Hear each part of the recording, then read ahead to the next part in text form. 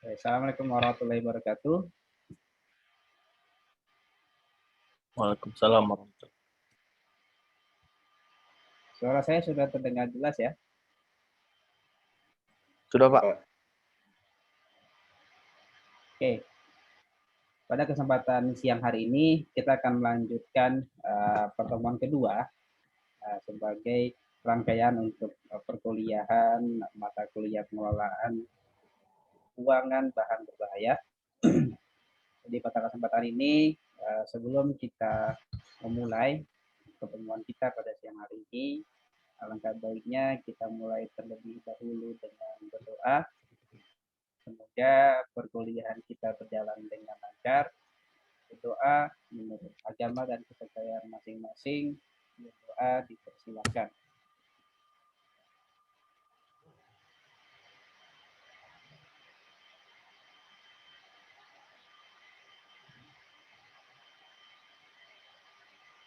Berdoa selesai. Saya coba absensi dulu ya. David Riza Lardo. David Riza Lardo.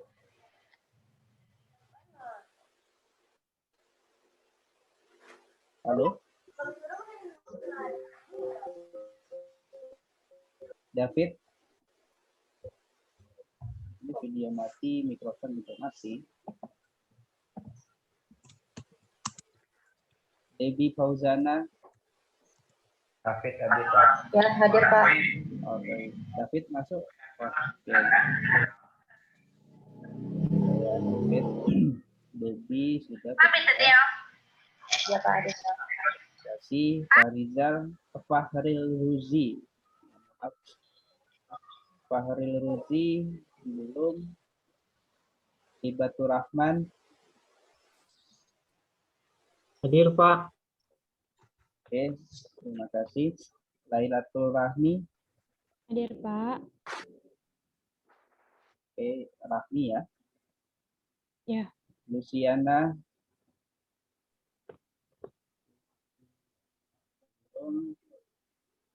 Hasmi. Hadir, Pak. Betul ya, Hasmi ya. Iya, betul, Pak. Muhammad Iqbal.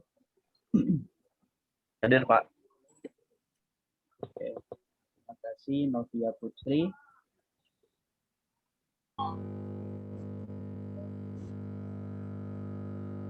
Novia Putri. Bisa mikrofonnya? Hadir, Pak.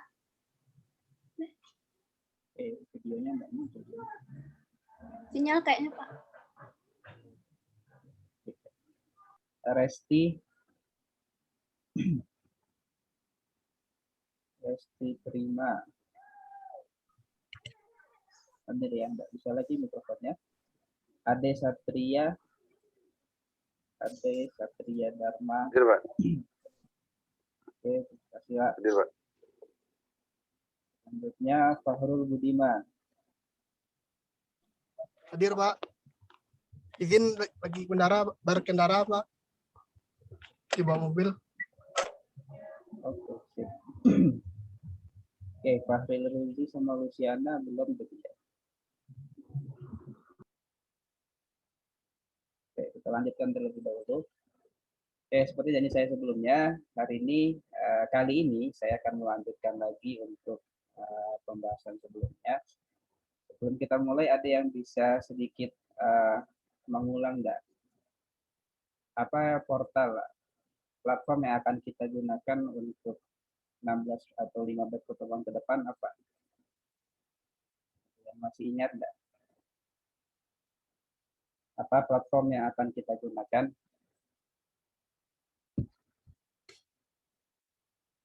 Ada yang bisa? Ada 3 platform yang akan kita gunakan dalam perkuliahan daring kita.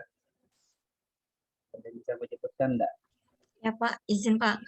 Silakan, Resti ya. Silakan. Ya, Pak.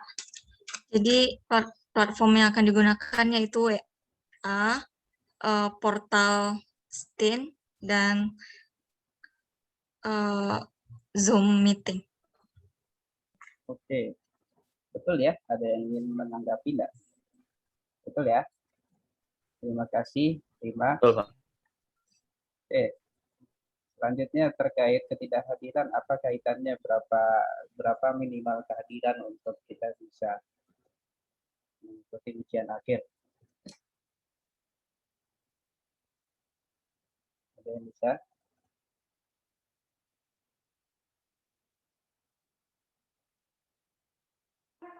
Izin, Berapa Pak. minimal kehadiran? Ya, izin, Pak. Yap. Ya, dengan David, Pak. Oke, silakan. Iya, 3 hari, Pak. 3 kali pertemuan. Kegiatan pertemuan ya. Iya, Terima kasih. ditambah dengan 4 hari untuk kelas kerjasama. Berarti 7 hari, Pak. 7 kali pertemuan. Maksimalnya emang, tapi emang ya betul. Kurang lebih.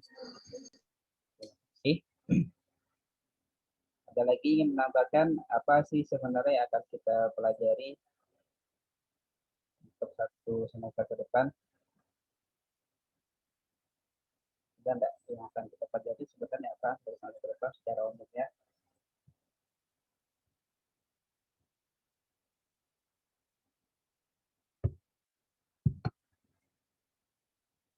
Atau coba ada ingat salah satu referensi utama yang akan kita pakai untuk perkuliahan ini apa?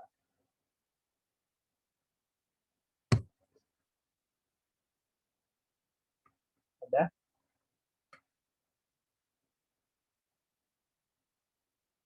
Tidak ada?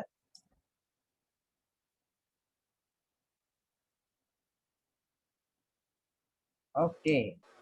Izin jawab, Pak. Ya, Salah satu silakan. Ade Satria Dharma, Pak. Oke, terima kasih. Salah satu referensi adalah peraturan pemerintah seluruh Indonesia nomor 22 tahun maksudnya penyelenggaraan, perlindungan dan pengelolaan lingkungan hidup. Terima Salah kasih. satu referensinya, Pak. Oke, terima kasih, Pak. Oke, terima kasih. Jadi saya harapkan nanti apa yang sudah kita pelajari tidak terlupa begitu saja, tapi nanti bisa diulang lagi apakah di buku catatan atau yang lain sebagainya, itu saya serahkan bagaimana nanti. Oke, melanjutkan lagi dari materi yang sebelumnya, kita masuk secara umum terlebih dahulu. Jadi kita akan coba mendefinisikan apa sih sebenarnya yang dimaksud dengan bahan buangan berbahaya. Nah, jadi kita berawal dari apa sih sebenarnya yang dimaksud dengan buangan terlebih dahulu. Buangan itu apa kira-kira? Bisa berikan pendapatnya. Buangan itu apa sebenarnya? Mau bantu jawab, Pak? Boleh. Mungkin untuk buangan lebih ke sisa hasil produksi, Pak. Ataupun sisa dari kegiatan dari produksi itu sendiri. Oke, betul ya. Jadi segala sesuatu yang bersisa, yang dibuang, atau hasil dari suatu pembuangan, itu yang nantinya didefinisikan sebagai buangan. Yang memang dalam hal itu kita juga bisa menyebutkannya sebagai suatu limbah, bisa juga sebagai sampah. Jadi kedepannya masih didefinisikan sebagai suatu sisa hasil suatu kegiatan yang nantinya dihasilkan dan dia dibuang. Kemudian yang definisi dari berbahaya itu sendiri pun agak sedikit beragam sebenarnya. Apa kira-kira kalau menurut kalian yang dimaksud dengan berbahaya itu apa?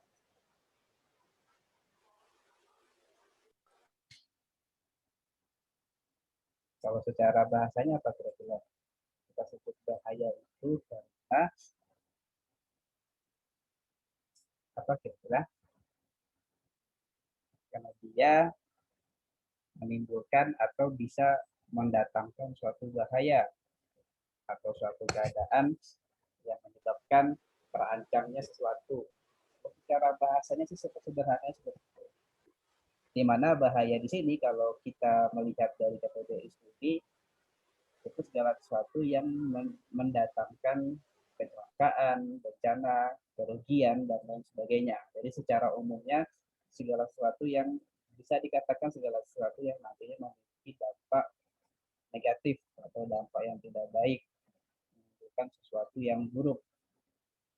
Jadi yang nanti akan kita bahas sebagai suatu buangan berbahaya adalah segala sesuatu hasil aktivitas atau hasil dari kegiatan manusia yang dibuang,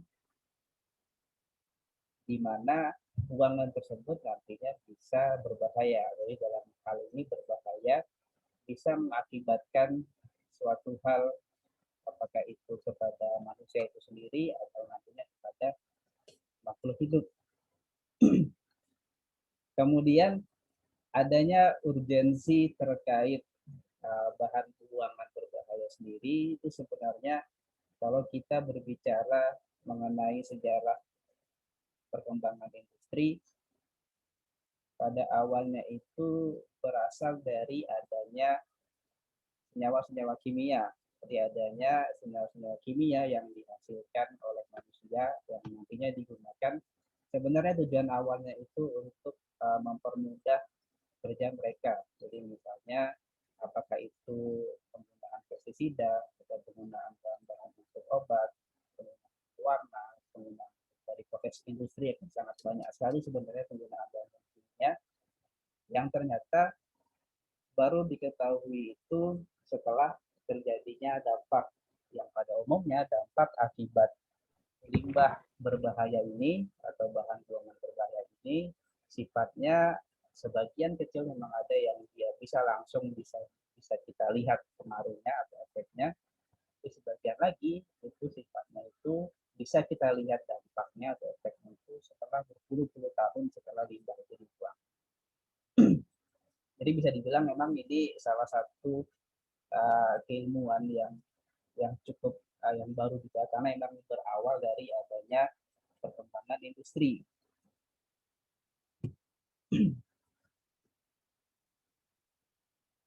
Jadi karena itu berawal dari adanya buangan-buangan tersebut, baik itu di perkotaan yang pada umumnya,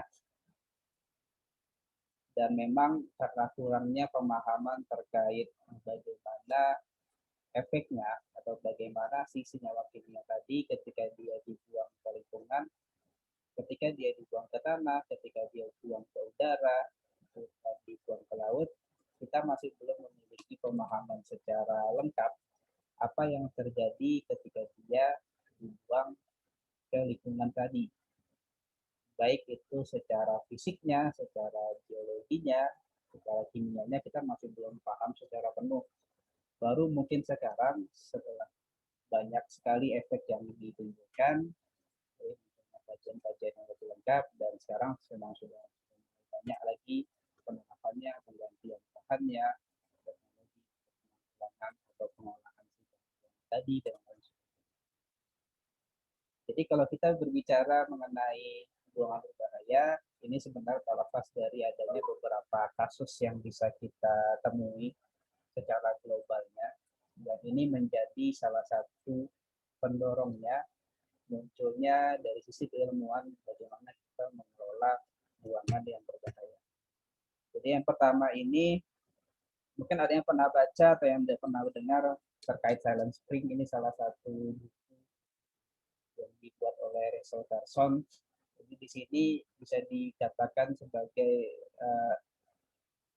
salah satu buku yang bisa dikatakan buku ilmiah populer dalam bentuk novel kalau kalian bacanya, yang dia menggunakan data-data secara ilmiah yang dia koleksi selama beberapa tahun, yang pada dasarnya dia mendapatkan bagaimana penggunaan DDT sebagai pestisida itu memberikan dampak yang negatif terhadap lingkungan. Dalam hal ini dia sebagai salah satu peneliti burung, dia melihat adanya perubahan fisiologis dan perubahan keanekaragaman burung yang ada di sekitar dia. Karena memang pada dasarnya penggunaan pestisida itu diawali adanya revolusi.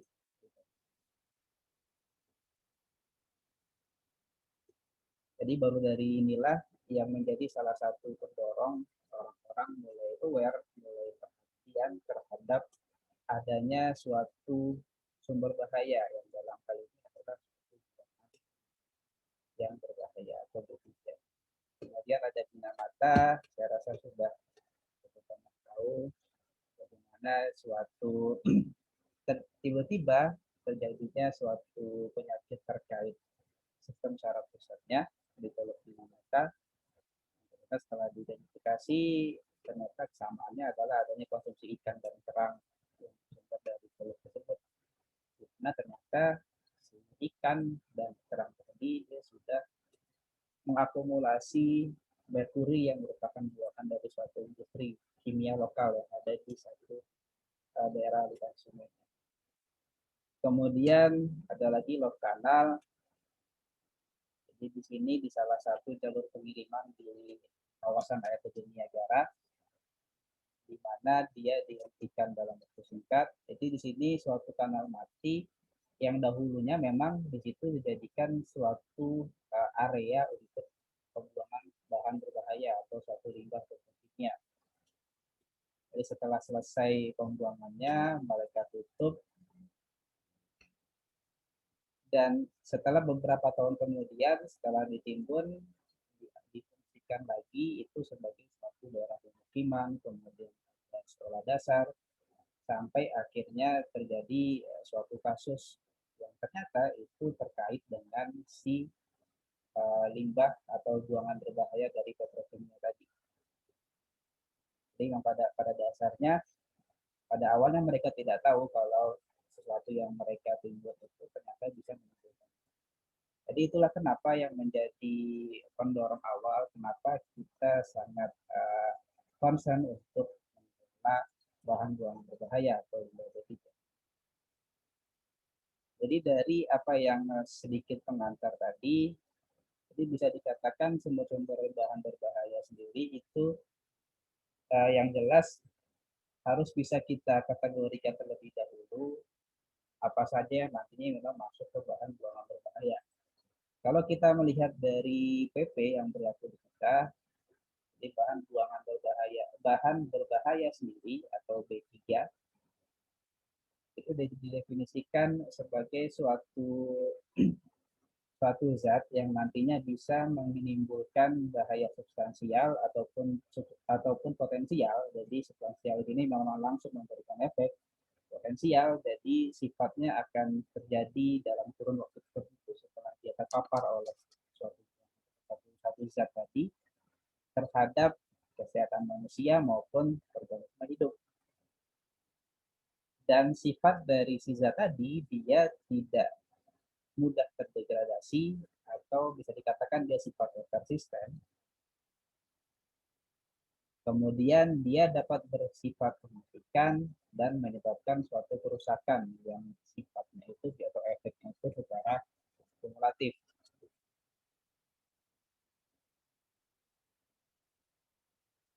Jadi secara umumnya memang limbah bahan berbahaya atau limbah B3 itu sendiri secara umum memang di beberapa jenis industri di secara umumnya, apakah itu bahan kimia, apakah itu konstruksi, apakah itu logam, apakah itu kertas, dan ada beberapa jenis industri lainnya sebenarnya yang berpotensi untuk menghasilkan B3. Bahkan yang sederhana di sekitar kita di beberapa industri-industri kecil, apakah itu di bengkel, pasar, itu juga pasti ada beberapa yang memang menghasilkan limbah B3. Untuk jenisnya atau pengelompokan secara umum dari limbah B3 itu sendiri, secara substansinya ada beberapa radioaktif, bahan-bahan radioaktif, ada juga sampai ke nantinya limbah-limbah medis. Pada dasarnya yang terkait infeksius. Kemudian bagaimana di Indonesia sendiri terkait bahan buangan berbahaya? Nanti untuk yang berikutnya kita akan menggunakan istilah B3 atau dalam hal ini istilah B3 yang kita analogikan atau kita samakan juga dengan bahan non berbahaya. Jadi nanti yang didefinisikan sebagai limbah B3, limbah yang nantinya mengandung energi atau komponen yang nantinya dapat mencemarkan, merusak, dan membahayakan baik itu manusia maupun nanti makhluk hidup lainnya. Itu mungkin yang bisa saya sampaikan untuk tambahan dari pertemuan kemarin. Ada ingin pertanyaan, mungkin bisa kita buka nanti setelah materi yang kedua saya sampaikan. Saya coba buka yang kedua dulu. Sudah cukup jelas kan ya? Atau ada yang terlalu cepat tadi saya jelaskan?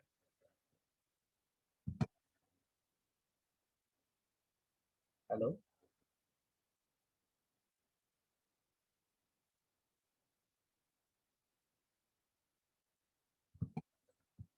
Sudah cukup jelas kan tadi? Sudah, Pak. Siana baru masuk ya.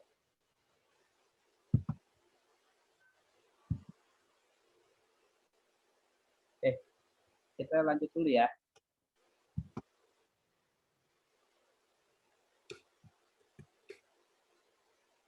Halo?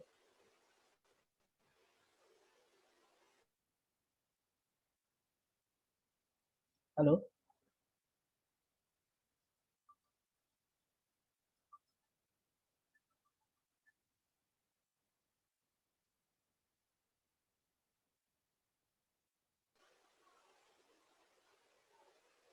Halo? Ya, Pak. Oke, kita lanjutkan lagi ya. Ya, Pak. Oke, yang selanjutnya kita akan sedikit membahas mengenai apa saja nantinya peraturan perundangan yang terkait dengan limbah B3. Kemudian secara umum saya akan nanti menggambarkan mengenai seperti apa persyaratan teknis di pengelolaan limbah B3.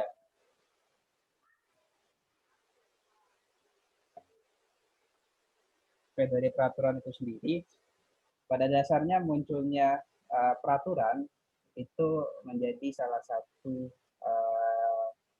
core atau pendorong dasar dari kita sebagai manusia, dalam hal ini diwakili oleh pemerintah untuk bagaimana caranya kita bisa menanggulangi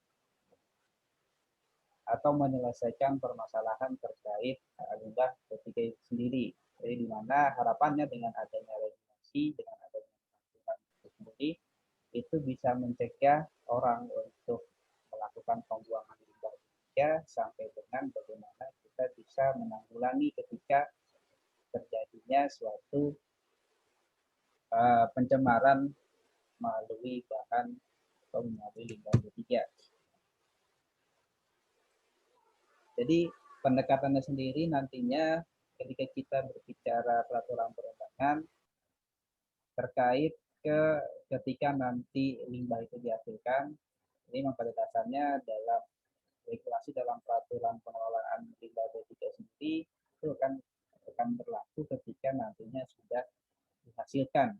Jadi ketika dihasilkan suatu limbah dan dia teridentifikasi atau dikarakteristikkan sebagai suatu limbah B3, maka nanti dia akan terikat di peraturan yang nantinya akan kita bahas. Yang nantinya itu menyebabkan adanya suatu kewajiban yang harus dipenuhi berdasarkan peraturan perundang-undangan. Kemudian berlaku juga di peraturan itu biasanya juga akan dibahas mengenai bagaimana dilakukannya sistem remediasi. Remediasinya berjalan terkait siapa yang nantinya akan menjalankan remediasinya, pendanaan seperti apa, yang mengawasi nanti siapa, evaluasi nanti siapa, nanti akan dijabarkan biasanya pada suatu nah, kemudian melalui adanya regulasi sendiri akan bisa mengontrol mulai dari si penghasilnya, kemudian sistem pengirimannya, sampai sampai ke nanti pemilik atau operator, apakah itu di pengolahan, penyimpanan, ataupun di penyimpanan. Jadi cakupannya cukup luas.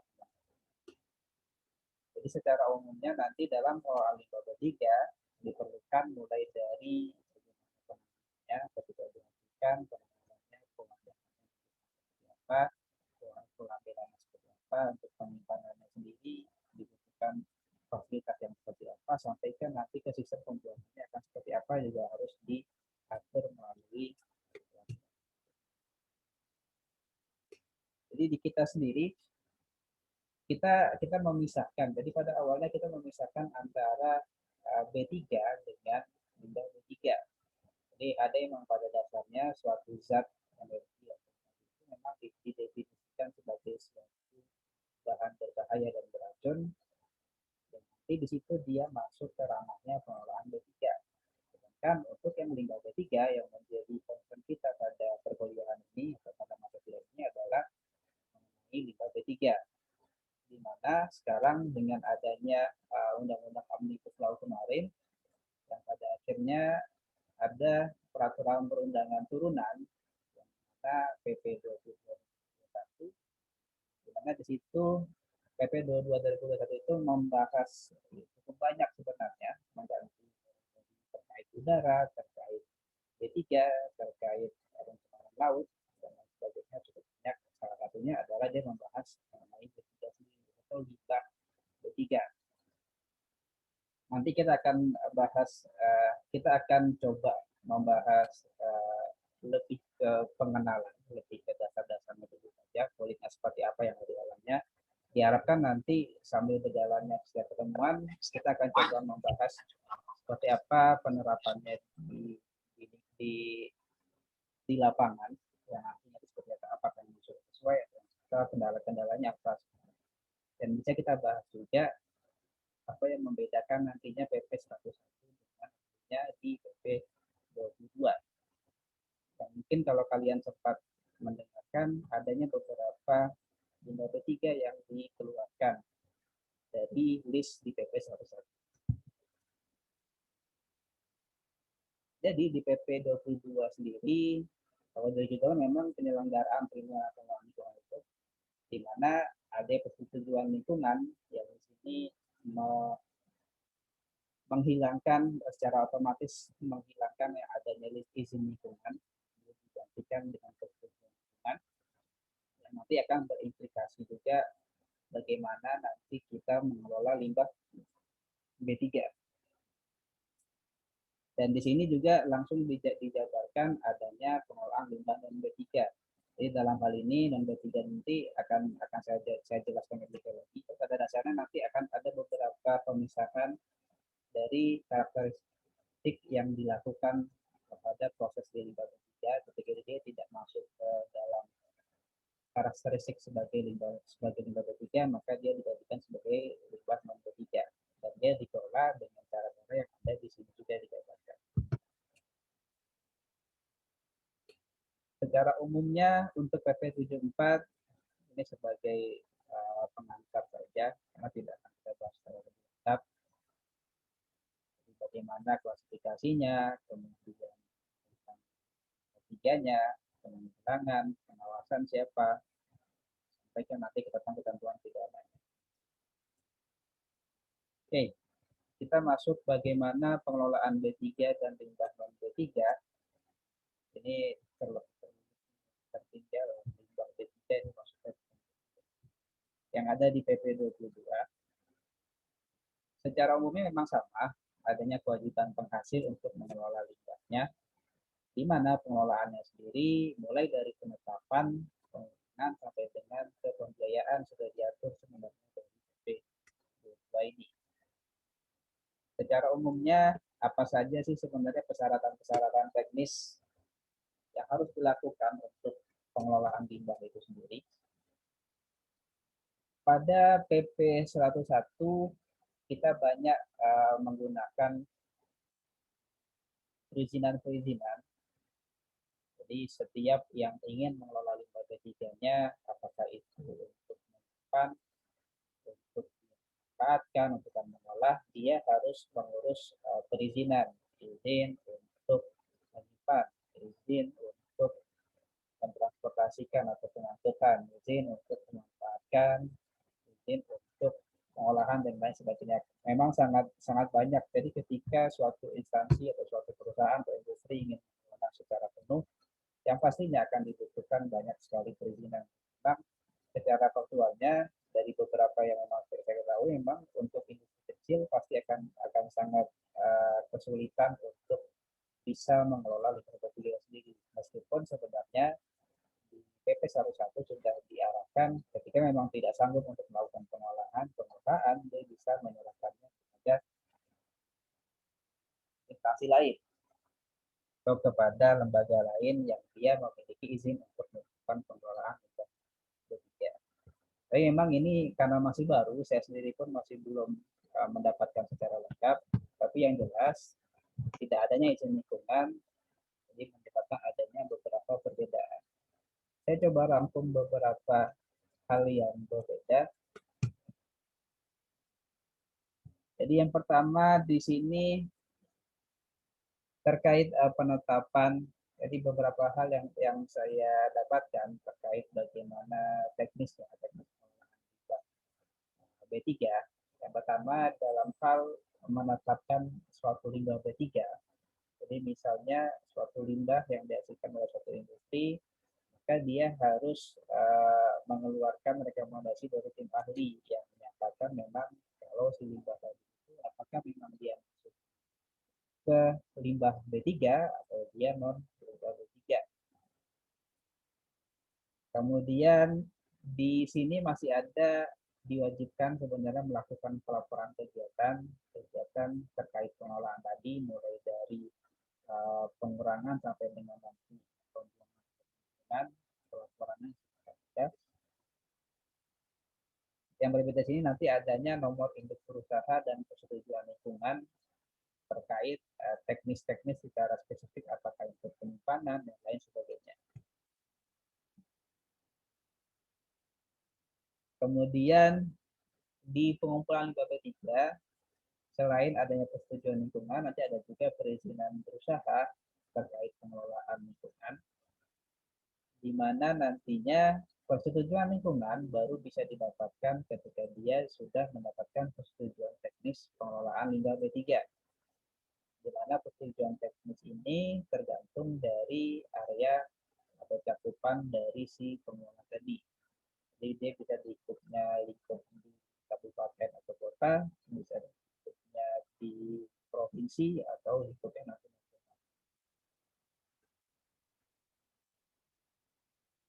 Di sini mulai dari menteri yang sifatnya nasional, kemudian gubernur, sifatnya provinsi sampai ke bupati ataupun wali. Kemudian dalam hal pengangkutan limbah B3 nanti dibutuhkan adanya rekomendasi pengangkutan dan perizinan usaha di bidang pengangkutan. Untuk pemanfaatan pun sama, ada ketentuan dan perizinan usaha, di mana persetujuan teknis pengelolaan limbah akan dibutuhkan untuk terbitnya persetujuan. Kemudian untuk pengolahan limbah B3 adanya persetujuan dan perizinan usaha. Untuk penimbunannya pun sama, dan perizinan usaha dan kegiatan dumping dibutuhkan hanya dari persetujuan lingkungan. Jadi nanti untuk mendapatkan masing-masing persetujuan teknis akan ada beberapa dokumen-dokumen penting yang dibutuhkan, dokumen-dokumen kajian, dokumen-dokumen desain, baik untuk aktivitas penyimpanan atau mungkin untuk pemanfaatan atau menggunakan persamaan seperti apa, desain dari tempat fasilitas penyimpanan seperti apa, kemudian terkait pengolahan nanti yang digunakan seperti apa. Ada beberapa teknologi yang bisa dilakukan terkait pengolahan ya, seperti apa desain perencanaannya, apakah sudah sesuai dengan standar baku yang kita tetapkan, juga sampai ke proses pendamping ataupun penimbunan ada beberapa syaratnya juga yang perlu dipenuhi. Ketika sudah dipenuhi, maka nanti baru bisa diproses untuk persetujuan. Kemudian dari peraturan ini juga ada ditemukan pengecualian limbah. Jadi di sini pengecualian limbah di sini ini dikhususkan untuk limbah spesifik. Karena limbah spesifik ini perlu dilakukan uji karakteristik dahulu secara berurutan. Jadi ketika memang setelah sampai akhir tidak adanya indikasi positif, apakah itu mudah-mudahan sampai dengan beracun, maka nanti dia bisa dikecualikan sebagai suatu tiga. Kemudian dari peraturan ini juga terkait ekspor impor, ya, ekspor sendiri akan dibutuhkan nanti notifikasi. Jadi dari si pengelola tadi dia membuat suatu surat yang nantinya meminta notifikasi kepada pihak terkait atau itu bupati, wali kota, gubernur, atau kementerian. Nantinya dari kementerian akan mengeluarkan rekomendasi untuk begitu pula dengan impor pun akan sama. Dan nantinya muaranya adalah apakah nanti disetujui ataupun nanti ditolak. Ditolak itu nanti dibutuhkan alasan yang jelas juga dari pemerintah. Kemudian terkait sistem tanggap darurat, ketika terjadi tanggap darurat, maka nanti lingkupnya terkait pengelolaan limbah di satu industri ataupun skala kabupaten kota, provinsi ataupun. Kemudian, nah ini yang sempat dibahas juga, ada beberapa limbah yang dikeluarkan di nomor 63 ya yang terdaftar, yang sempat saya banyak dapat itu VS dan bottom S yang fabranya yang dikeluarkan. Ada banyak sekali yang kontra sebenarnya kenapa dikeluarkan dengan memang adanya potensi. Kemudian ada juga di lampiran dari BP ini salah satunya dokumen karakteristik, daripada uji karakteristik untuk tes nantinya. Masing-masing tes LPA atau tes TP akan ada beberapa parameter nilai dokumennya yang harus menjadi targetnya. Jika melewati maka dia akan balik sebagai. Kemudian ini ada juga terkait jenis dan tingkat pelanggaran terhadap kewajibannya, mulai dari penyimpanan, pengumpulan dan lain sebagainya. Itu mungkin yang bisa saya sampaikan. Apabila ada pertanyaan, saya persilahkan. Dulu untuk ada yang ingin ditanyakan.